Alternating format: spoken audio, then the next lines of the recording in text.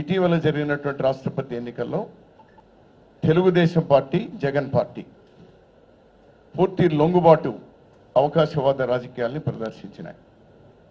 రాష్ట్ర హక్కు అయినటువంటి ప్రత్యేక హోదాను, అలానే సెక్యులర్ విధానాలను పాతర వేసినటువంటి బీజేపీ బలపరిచినటువంటి క్యాండిడేట్కు సపోర్ట్ చేయడం దుర్మార్గం, రాష్ట్ర ద్రోహం.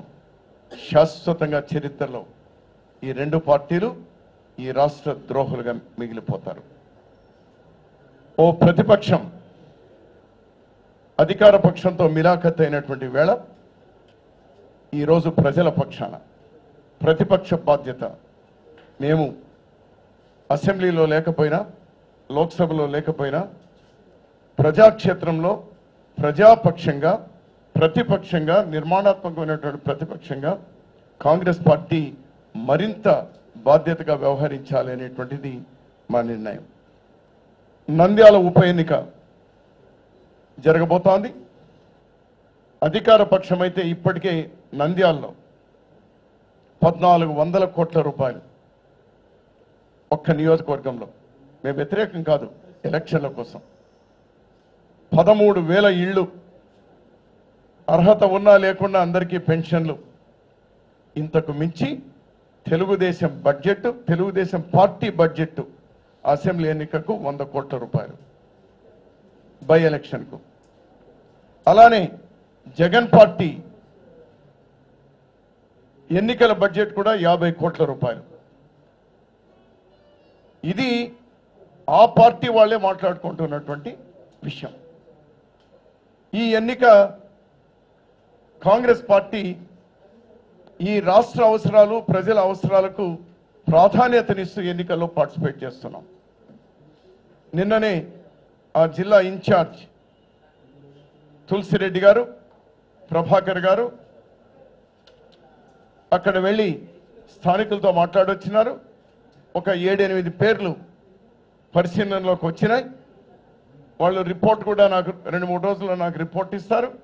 ఇచ్చిన తర్వాత రాష్ట్రంలో ఉన్నటువంటి పెద్దలతో కూడా కూర్చొని మా పార్టీ క్లియరెన్స్ కూడా తీసుకొని క్యాండిడేట్ను నిలపడం జరుగుతుంది. ప్రజాస్వామ్యయుతంగా డబ్బుతో పోటీ పడలేము, అధికారంతో పోటీ పడలేము, లేదా దర్పంతో పోటీ పడలేము. కానీ ప్రజాస్వామ్యయుతంగా అన్ని శక్తియుత కూడా వడ్డీ ఆ ఎన్నికలు చేయాలి అనేటువంటిది ఒకటి. అలానే ఇందిరమ్మ శత జయంతి ఉత్సవాలు నవంబర్ 15కు కంక్లూడ్ అవుతుంది. ఈ ఇందిరమ్మ శత జయంతి ఉత్సవాలను కూడా ఈ నంద్యాల ఎలక్షన్ ఇది చూసుకొని ఒక షెడ్యూల్ ఫిక్స్ చేసుకొని రాష్ట్రంలో ఉన్న ప్రతి దళిత కాలనీకి, ప్రతి ట్రైబల్ కాలనీకి, ప్రతి మైనారిటీ, ప్రతి వీకర్ సెక్షన్ కాలనీలు కూడా వెళ్ళి ఇందిరమ్మ రాజ్యం, కాంగ్రెస్ పార్టీ చేసిన మేళ్లు, ఈరోజు ఏ విధంగా వాళ్ళు 2వ శ్రేణి పౌరులుగా ఈ రాష్ట్ర కేంద్ర ప్రభుత్వాలతో చూడబడతా ఉన్నారు అనేటువంటి విషయాలను తీసుకెళ్లేటువంటి ఒక పెద్ద ఉత్సవంలా, ఒక ఉద్యమంలా ఈ కార్యక్రమం తీసుకెళ్ళాలి అనేటువంటి.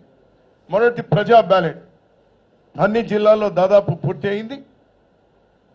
దాన్ని కూడా త్వరలోనే అవన్నీ కలెక్ట్ చేసి ఒక కంక్లూడింగ్ ఈ ప్రజా బ్యాలెట్ అన్ని లెక్కింపు ఇవన్నీ కూడా ఒక డేట్ నిర్ణయించి చేయాలి అనేటువంటి కూడా ఒకటి అనుకున్నాం.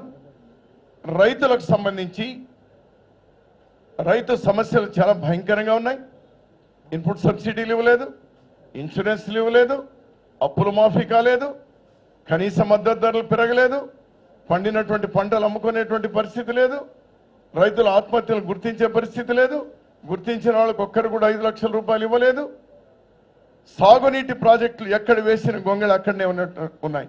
వీటన్నిటి కూడా సాగునీటి ప్రాజెక్టులు కూడా కాంగ్రెస్ పార్టీ టీములుగా ఆయా ప్రాంతాల్లో సందర్శించి అవకాశం ఉన్న చోట పాదయాత్రలు చేసి ప్రభుత్వం మీద ఒత్తిడి తీసుకొచ్చి ఆ ప్రాజెక్టులు కూడా అతి త్వరలోనే పూర్తి చేయాలి.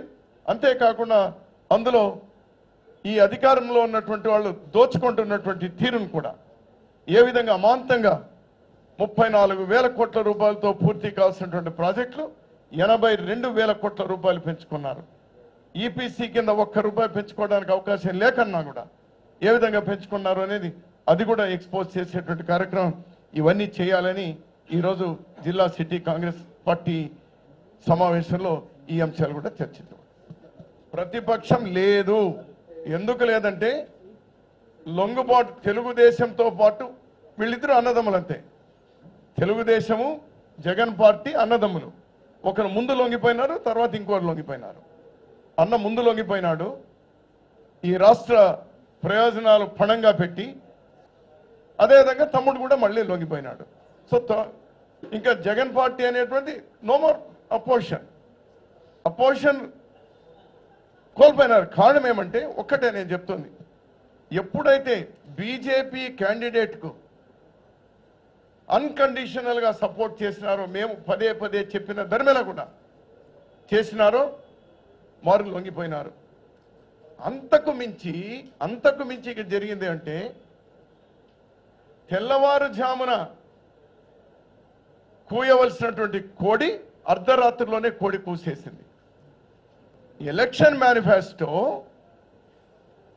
ఏ 2 మాసాలో 3 మాసాలో చూసినాం, కానీ 2 ఏళ్ల కింద ఎలక్షన్ మేనిఫెస్టో విడుదల చేయడం. మోర్ దెన్ దట్ వాళ్ళ ప్లీనరీలో నిర్ణయం ఏమంటే ఈ నవగ్రహాలు నవరత్నాలని మీరు ఇంటింటికి తీసుకెళ్ళండి, నేను కూడా పాదయాత్ర చేస్తాను. పాదయాత్ర ఎందుకోసం? ఈ నవరత్నాలని ఇస్తాము మేము 2019లో అని చెప్పడానికంట. అంటే 2019లో ఎలక్షన్లు జరిగి ఇతను ముఖ్యమంత్రి అయితే ఇవి చేస్తానని అంటే ఇంక 2 ఏళ్ళు ప్రభుత్వం యొక్క వ్యతిరేక విధానాల మీద కానీ ప్రజా అవసరాల మీద కానీ వాళ్ళు పోరాడేటువంటి పరిస్థితి లేదు అని చేతులు ఎత్తేసినారు. అందుకోసమే వాళ్ళు ప్రతిపక్ష పాత్ర కోల్పోయినారు. ఆ పాత్ర కాంగ్రెస్ పార్టీ నిర్మాణాత్మకంగా మేము చేపడతాం.